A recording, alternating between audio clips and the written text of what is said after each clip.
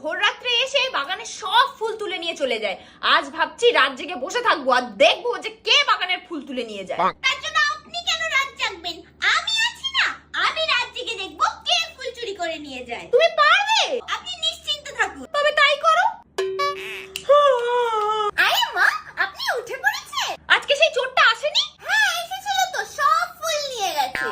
তা তুমি আমায় ডাকলে না? আপনি তো আমাকে শুধু দেখতে বলেছিলেন, আপনি তো আমাকে ডাকতে বলেননি।